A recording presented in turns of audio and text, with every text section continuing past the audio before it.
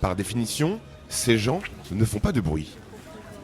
Et pourtant, samedi dernier, ils avaient décidé de se faire entendre avec l'organisation du premier festival dédié à la culture sourde à l'occasion de leur journée mondiale du 23 septembre. Ça fait 1 an qu'on travaille sur cet événement. Donc on est heureux aujourd'hui de pouvoir proposer un événement qui est accessible pour les personnes sourdes et puis également pour les personnes entendantes qui veulent s'intéresser à la culture sourde. Aujourd'hui, il y aura différents stands, il y aura des associations, des entreprises qui sont bien évidemment en lien avec la langue des signes et la culture sourde.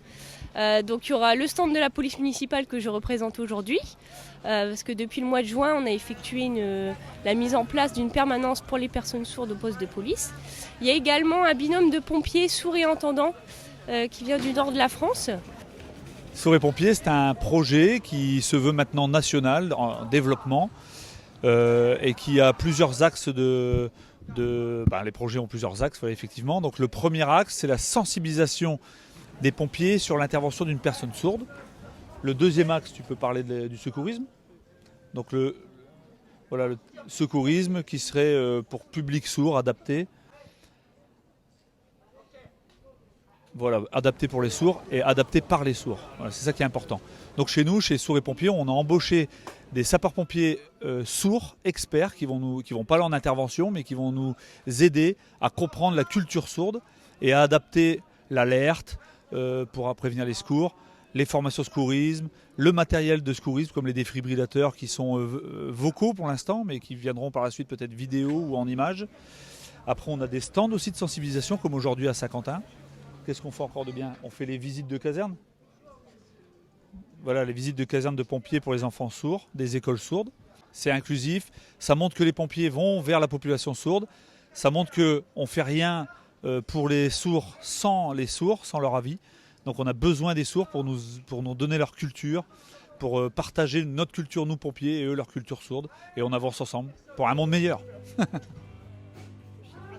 Il y aura également du coup mon association, qui est l'association Écoute les signes, pour tout ce qui est initiation. Il y aura également l'école de musique qui va venir faire des petites représentations avec une démonstration de gilet vibrant pour rendre la musique accessible aux personnes sourdes.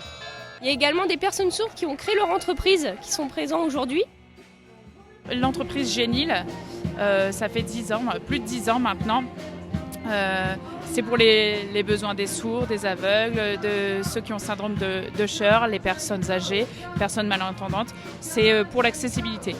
Moi, ce que je propose, c'est simple. C'est l'accessibilité dans la maison, quoi. L'accessibilité pour le contact, aussi le besoin d'information, la sonnette, l'ouverture de porte, aussi les alarmes incendie. Pour les sourds ont besoin d'avoir ça parce que sinon ça sonne et c'est pas adapté. Donc là, ce qu'on fait, c'est qu'on ajoute un flash lumineux pour donner information dans la chambre, par exemple, pour le téléphone aussi.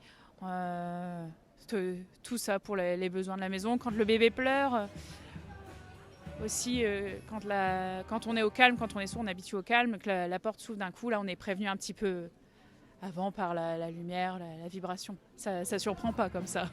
J'ai l'habitude des combats, donc je lâche pas à le faire. Moi, pour les sourds, je peux pas entendre que c'est pas possible pour les sourds, donc moi j'avance. Mais donc maintenant, on est même devenu une entreprise internationale. On est partout. C'est pas facile. En France, depuis des années, on est face à des barrières, mais là, j'avoue que ça va un petit peu mieux. Mais moi-même, non, je lâche pas, je résiste.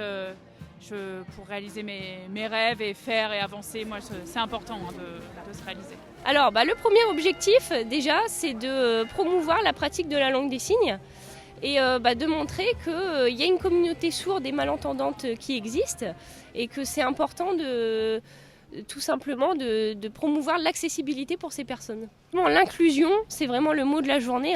Les entendants, les sourds, tout le monde peut communiquer. Même si on ne pratique pas la langue des signes, avec les mimes, l'expression du visage, tout est possible. Cet événement est un très bel exemple de partage qui a rassemblé durant toute la journée différents publics. Ce premier festival est donc une réussite et nul doute que celui-ci continuera à faire du bruit.